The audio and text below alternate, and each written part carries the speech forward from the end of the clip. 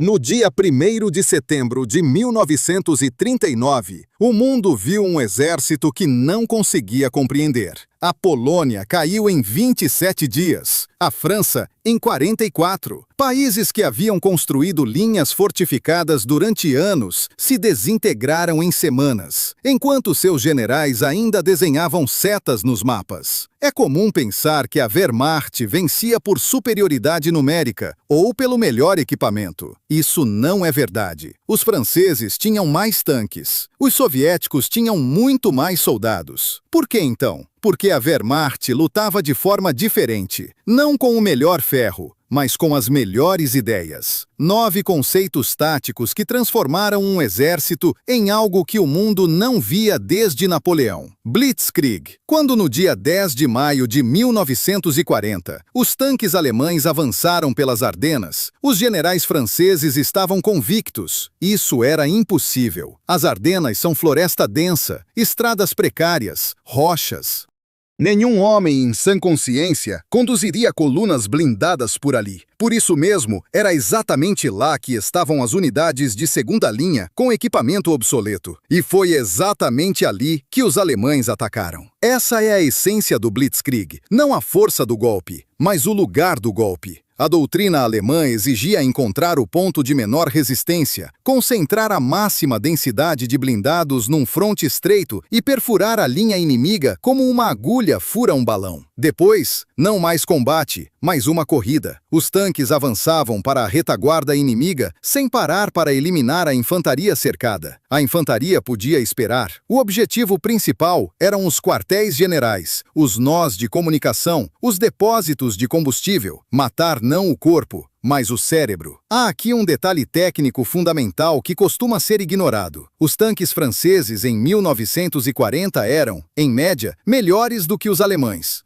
O pesado Char B1 tinha blindagem mais espessa e canhão mais potente do que os Panzer I e Panzer II alemães. No papel, os franceses deveriam ter vencido a batalha de tanques, mas perderam por um único motivo. Cada tanque alemão tinha um rádio. Os comandantes alemães se coordenavam em tempo real, como uma alcateia de lobos na caça. Os comandantes franceses transmitiam ordens por mensageiros de motocicleta. Enquanto o mensageiro chegava, a situação já havia mudado 3 vezes. A isso se somava a aviação. Os bombardeiros de mergulho Junkers Ju-87, conhecidos como Stukas, carregavam sirenes, as chamadas trombetas de Jericó, que uivavam durante o mergulho. Esse som foi desenvolvido intencionalmente como arma psicológica. Soldados sem experiência de combate, ao ouvi-lo pela primeira vez, perdiam a capacidade de agir racionalmente antes mesmo de a bomba chegar ao solo. O exemplo mais claro do Blitzkrieg em ação foi a 7ª Divisão Blindada sob comando do general de divisão Erwin Rommel. Em poucas semanas da campanha francesa, ela atravessou as Ardenas, forçou a passagem do rio Meuse sob fogo e rompeu até a costa, superando não apenas o inimigo, mas o próprio comando alemão. O quartel-general do grupo de exércitos chegou a não saber onde estava a divisão de Rommel. Ela aparecia onde ninguém a esperava, destruía as retaguardas e desaparecia para a frente. Os franceses deram-lhe um apelido, a Divisão Fantasma. A ironia é que a palavra Blitzkrieg não aparece em nenhum regulamento da Wehrmacht. O termo foi inventado por jornalistas britânicos em setembro de 1939, tentando explicar aos leitores a velocidade da derrota da Polônia. Os próprios oficiais alemães chamavam sua doutrina de forma muito mais prosaica: guerra de manobra. A ideia era simples: velocidade é a melhor blindagem, e o pânico no quartel-general inimigo é mais letal do que qualquer artilharia. Kessel, o cerco. O Blitzkrieg abria uma brecha na defesa, mas o que fazer com os exércitos que ficavam para trás? Não eram perseguidos, eram cercados. A tática alemã do cerco, em alemão Kesselschlacht, era geometricamente perfeita. 2 punhos blindados não golpeavam o fronte, mas avançavam em direções convergentes para o interior da retaguarda inimiga. Eles se fechavam pelas costas do adversário, cortando as vias de abastecimento e retirada. O exército se transformava numa prisão sem paredes. Os homens homens ainda estavam de pé, mas já não tinham para onde ir. O ponto máximo dessa tática foi o cerco de Kiev em setembro de 1941. O segundo grupo blindado de Heinz Guderian virou para o sul, afastando-se da direção de Moscou, e percorreu centenas de quilômetros ao encontro do primeiro grupo blindado de Ewald von Kleist, que avançava pelo sul. No dia 14 de setembro, suas unidades de vanguarda se encontraram na pequena cidade de Lockwitsia. O cerco se fechou. Dentro dele estavam 4 exércitos soviéticos. Segundo dados alemães, foram capturados 665 mil prisioneiros, número que os próprios alemães divulgaram para o mundo. Os historiadores russos estimam o número real de cercados em cerca de 450 mil. Independentemente de qual número se aceite, a escala da catástrofe era sem precedentes. Uma frente inteira foi destruída, a frente sudoeste. O comandante da frente, o general-coronel Kirponos, morreu. Apenas cerca de 21 mil homens conseguiram escapar do cerco. Estar dentro do cerco significava primeiro perder o abastecimento, depois a comunicação, depois o controle. A Luftwaffe se voltava imediatamente do apoio ao avanço para o bloqueio do anel, bombardeando qualquer tentativa de ruptura. Aqueles que tentavam sair em grupos organizados esbarravam em campos minados colocados antecipadamente nos flancos. O valor estratégico do cerco não estava apenas nos prisioneiros. Um exército destruído é uma brecha na defesa que não há como preencher. Para formar e treinar novas divisões em substituição às que pereceram em Kiev, foram necessários meses, e a frente precisava ser mantida no mesmo dia. MG-42. Enquanto os tanques redesenhavam o mapa da Europa, na infantaria ocorria sua própria revolução. E ela começou com a reformulação de uma pergunta simples: em torno de que deve ser organizada uma equipe de combate? Nos exércitos americano, britânico e soviético, a resposta era a mesma: em torno dos atiradores. A metralhadora apoia o ataque. A metralhadora cobre o flanco. Mas a metralhadora é uma arma de apoio. Na Wehrmacht, a resposta era fundamentalmente diferente. A equipe existe para que a metralhadora possa atirar. Os atiradores com carabinas são a escolta e os carregadores de munição. O principal é o metralhador. E o principal passou a ser a MG-42. Os soldados aliados a chamavam de Serra de Hitler, pelo som. A Browning americana ou a Bren britânica disparavam ritmicamente, com uma cadência pesada característica, cerca de 500 disparos por minuto. A MG-42 dava 1.200 disparos por minuto, 20 projéteis por segundo. O ouvido humano já não distinguia os disparos individuais, apenas um rasgar contínuo, como se estivessem rasgando uma lona. Só esse som desmoralizava pelotões inteiros antes de o primeiro soldado cair. Mas a principal invenção não era a cadência de tiro, mas o princípio da universalidade. Os alemães não construíam metralhadoras diferentes para tarefas diferentes. Construíram uma que fazia tudo. MBP leve, metralhadora leve de infantaria para assalto de posições. Em suporte pesado, Lafette com mira ótica, metralhadora de posição capaz de atingir alvos a mais de 2.000 metros, com dispersão controlada por setor. O mesmo mecanismo, a mesma fita, duas armas completamente diferentes. O preço pela cadência de tiro era o superaquecimento do cano. As guarnições alemãs levavam ao automatismo um único exercício: a troca do cano incandescente em poucos segundos, sem se queimar e sem abandonar a posição. Era uma coreografia aperfeiçoada até virar reflexo. Cada soldado da equipe, independentemente da função, sabia executar essa troca, caso o metralhador fosse morto. O fogo cruzado de duas MG-42 corretamente posicionadas criava uma zona sem ângulos mortos. Os atacantes não podiam se jogar no chão. Cada palmo de terra era varrido pelo fogo. Foi isso que tornou a MG-42 a arma de infantaria mais letal da Segunda Guerra Mundial. Os engenheiros aliados a estudaram após a guerra e concluíram que o projeto era tão bem sucedido que não precisava ser alterado. Uma versão modificada ainda está em uso em exércitos de vários países. Grupos de assalto. O Blitzkrieg funcionava em campo aberto. Mas em setembro de 1942, a Wehrmacht esbarrou em Stalingrado. E tudo o que sabia fazer nas planícies da França e da Ucrânia deixou subitamente de ter importância. A cidade matava tanques. As ruínas absorviam as comunicações por rádio. A aviação não podia bombardear quarteirões onde os próprios e os inimigos eram separados por um único buraco na parede. O Blitzkrieg era uma arma de velocidade. E em Stalingrado, a velocidade era medida em andares. A resposta alemã se chamava Grupo de Assalto, um punho de combate pequeno e autônomo, que não conquistava território, ele o mordia metro a metro.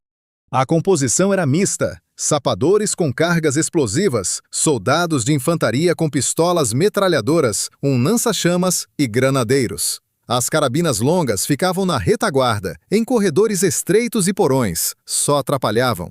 Em seu lugar, as compactas MP-40 e o máximo possível de granadas de mão. A tática era implacável. O grupo não avançava pela rua onde o esperavam. Ele ia pelas paredes, literalmente. Os sapadores abriam buracos nas paredes estruturais. O grupo penetrava no edifício por uma direção inesperada e o limpava cômodo por cômodo, porão por porão. A granada voava pelo vão primeiro, os soldados entravam depois. O lança-chamas, nessas condições, não era apenas uma arma, era um argumento psicológico. Num espaço fechado e escuro de um bunker ou de um galpão industrial, um lança-chamas que disparasse um jato de fogo por uma passagem estreita podia forçar uma guarnição inteira a abandonar a posição sem matar ninguém.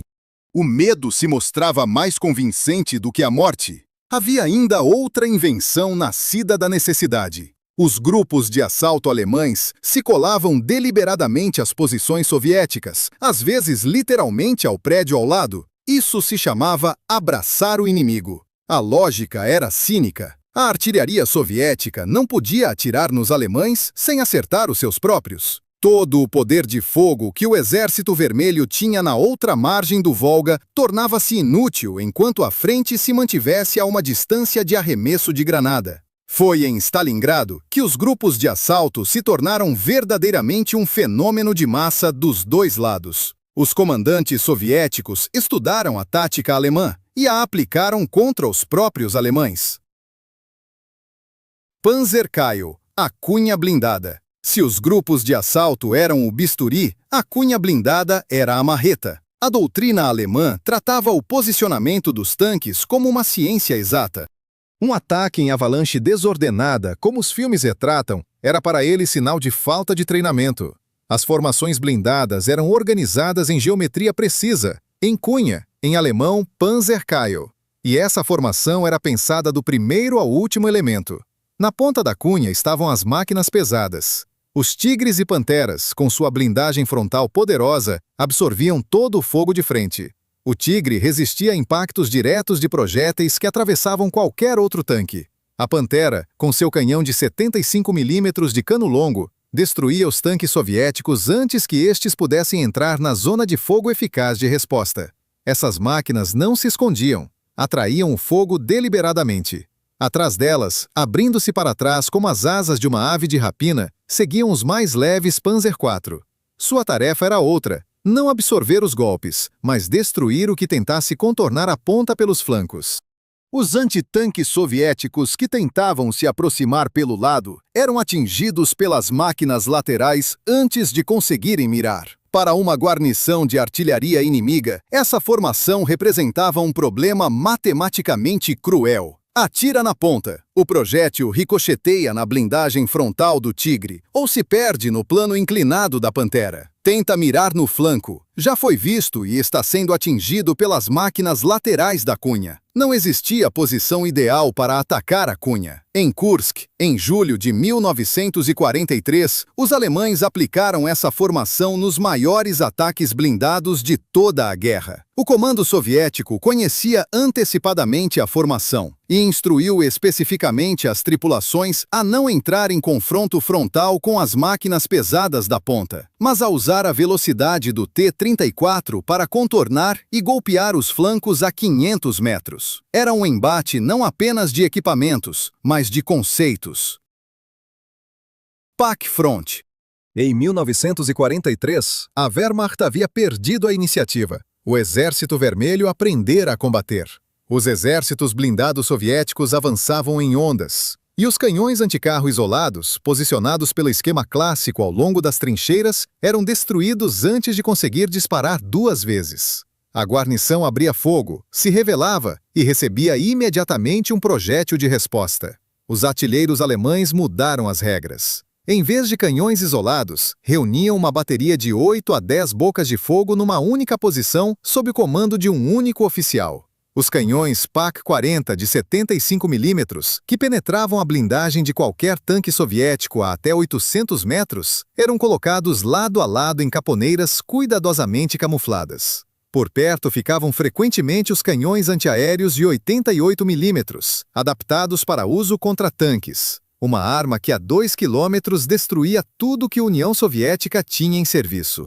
Mas o mais importante no PaK-Front não era a arma, era a disciplina. As guarnições tinham estritamente proibido atirar antes do comando. Os tanques soviéticos avançavam, a distância diminuía, 1000 metros, 500, 200. Os apontadores os viam pelo visor, os dedos estavam nos gatilhos. O comandante observava e ficava em silêncio. Só quando os tanques entravam fundo na zona de fogo, toda a frente de canhões abria fogo simultaneamente. Não era um bombardeio, era uma execução. Em segundos, todo o grupo de vanguarda dos tanques soviéticos estava sob fogo simultâneo de 10 bocas de fogo de ângulos diferentes. As tripulações não tinham tempo de entender de onde vinham os tiros. Os sobreviventes giravam na fumaça e no pânico, e entravam nos campos minados colocados antecipadamente nos flancos da posição. Foi assim que, em Kursk, algumas baterias bem posicionadas paravam corpos blindados inteiros. Uma guarnição de artilharia isolada era uma vítima. Uma bateria agindo como um organismo único tornava-se uma máquina de destruição. Defesa elástica. Em 1943, a Wehrmacht se defrontou com uma matemática que não podia ser resolvida de frente. O Exército Vermelho era simplesmente maior. Novos exércitos soviéticos eram formados mais rápido do que a Wehrmacht conseguia destruir os antigos. Hitler reagia a isso do único jeito que conhecia: ordens de segurar a qualquer custo. Nem um passo atrás. Cada palmo de terra, até o último soldado. Os generais alemães experientes fingiam cumprir a ordem e quietamente inventavam outra guerra. Ela se chamava defesa elástica. A essência era simples e contraintuitiva. Não manter uma linha rígida que podia ser quebrada por golpes pesados, mas tornar a defesa flexível, como borracha que pode ser esticada, mas que volta e golpeia de volta. A linha de frente se transformava numa armadilha. A primeira faixa, a chamada zona de cobertura, era mantida intencionalmente com forças mínimas, algumas guarnições de metralhadora, posições esparsas. Quando a preparação de artilharia soviética começava a transformá-la numa paisagem lunar, ali quase não havia ninguém. As forças principais recuavam antecipadamente para a faixa principal de defesa. A infantaria soviética se levantava para o ataque e avançava pelas crateras frescas, convicta de que havia destruído a defesa com a artilharia. Mas à medida que avançava, perdia o ritmo. As formações de combate se desorganizavam, a comunicação com a retaguarda se esticava, a cobertura de artilharia ficava para trás, transferi-la rapidamente para a frente era impossível. Exatamente nesse momento, a borracha golpeava de volta. As reservas blindadas, mantidas atrás da faixa principal especialmente para o contra-ataque, eram lançadas nos flancos da infantaria soviética atacante, desorganizada, separada da artilharia, espalhada no espaço. O que começava como uma ruptura se transformava em poucas horas num massacre em campo aberto. Essa tática estava diretamente ligada ao nome de Manstein, que a aplicava no setor sul da frente oriental com precisão cirúrgica. Após o desastre de Stalingrado no inverno de 43, foi ele quem, em poucas semanas, com contra-ataques, reconquistou Kharkov, já depois que as forças soviéticas haviam entrado na cidade e a considerado libertada. Hitler nunca entendeu plenamente que suas ordens de resistir até a morte contrariavam diretamente a única coisa que ainda permitia a Wehrmacht sobreviver: Igel, o ouriço.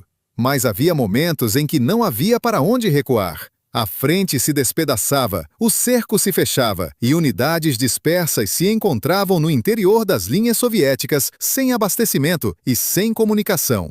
Os alemães desenvolveram uma resposta para isso também, a tática do ouriço. Em vez de recuar por um espaço que já não existia, as unidades destruídas se enrolavam num anel circular compacto ao redor de pontos-chave no mapa, nós ferroviários, cruzamentos de estradas, grandes centros populacionais. Os canhões anticarro apontavam para todos os lados. Os ninhos de metralhadora cobriam as aproximações por todo o perímetro. A unidade podia voltar a atirar em qualquer direção, independentemente de por onde o inimigo se aproximasse. Hitler, em 1944, elevou essa tática do desespero à doutrina oficial, instituindo as chamadas Festungen, fortalezas. As cidades declaradas Festung deveriam ser mantidas até o último soldado. Guarnições já completamente cercadas e cortadas do abastecimento continuavam sentadas e atirando. A lógica estratégica era fria. Um ouriço entocado num cruzamento de estradas diretamente atrás da linha de avanço soviético exigia atenção. Não era possível simplesmente passar por ele. Ele interceptava as vias de abastecimento dos exércitos soviéticos que avançavam mais à frente. Era preciso parar, girar e destacar forças para eliminá-lo. Isso custava tempo e sangue. A fortaleza de Brest, no início da guerra, mostrou aos alemães como um único ponto teimoso pode imobilizar uma divisão inteira por semanas. Em 44, eles próprios aprenderam a criar esses pontos ao longo de toda a frente. As guarnições abandonadas à própria sorte eram material descartável, mas desaceleravam o avanço soviético exatamente quando cada dia era precioso. O paradoxo é que a tática do ouriço funcionava tanto melhor quanto menos vencia. Ela não salvava o exército, apenas obrigava os vencedores a pagar um pouco mais caro por cada quilômetro. Schwarm, a formação em dedos. Enquanto em terra se travava a guerra de trincheiras, posições e cercos, no ar os alemães realizaram uma revolução cujas consequências chegaram até os nossos dias. No início da guerra, os caças britânicos voavam em cunhas de 3 máquinas, as chamadas Vic. 3 aviões apertados uns contra os outros exigiam dos pilotos concentração máxima para não colidir com o vizinho. Não sobrava atenção para procurar o inimigo. A Luftwaffe fazia o que queria com esse desfile no céu. Os alemães, ainda no céu da Espanha em 1936, encontraram outra solução. A unidade básica de combate era a dupla. O líder ataca, o ala olha para trás e para os lados, cobrindo a cauda. Cada um cumpre uma única tarefa, e a cumpre bem. De 2 duplas se formava uma esquadrilha, Schwarm. 4 máquinas com grandes intervalos entre si, sem formação rígida. Os pilotos podiam manobrar livremente, sem medo de colisão, e ainda assim tinham sempre cobertura. Essa formação era chamada de dedos. Se olhar para uma mão aberta de cima, as pontas dos dedos reproduzem aproximadamente a posição relativa das 4 máquinas no ar. Entre o líder e o ala, havia uma divisão de trabalho simples, quase instintiva. Um mata, o outro vigia. Isso dava aos pilotos alemães uma vantagem fundamental em consciência situacional. O que acontecia ao redor, sobre qualquer adversário que voasse em formações fechadas. Em 1941, os aliados se convenceram disso pela experiência dolorosa. Os pilotos britânicos, e depois os americanos, abandonaram suas próprias formações e copiaram a tática alemã. Os pilotos soviéticos adotaram as duplas em 42. Depois vieram os aviões a jato, outras guerras, outros céus, e a tática das duplas permaneceu. Ela ainda voa sobre os aeródromos até hoje. 9 conceitos. O Blitzkrieg e o cerco, que em poucas semanas destroçavam exércitos dimensionados para anos de guerra. A MG-42, que transformou a equipe de infantaria numa máquina de superioridade de fogo. Os grupos de assalto, que ensinaram a combater por andares e paredes. A cunha blindada, matematicamente construída de modo que o inimigo não tinha resposta correta. O Pack Front, que transformou a defesa numa emboscada. A defesa elástica, que obrigava os atacantes a combater o vazio. E depois, um contra-ataque saído do nada. o ouriço, que transformava o cerco de catástrofe em instrumento tático, e o Schwarm, 4 aviões que mudaram para sempre as regras do combate aéreo. A Wehrmacht perdeu a guerra, mas as ideias táticas nascidas nessa guerra não morreram junto com o Terceiro Reich. Elas migraram para as academias militares e os manuais daqueles que o venceram. Se este vídeo foi interessante para você, curta, se inscreva no canal e escreva nos comentários. Qual dos 9 conceitos pareceu mais surpreendente? O próximo episódio já está sendo preparado.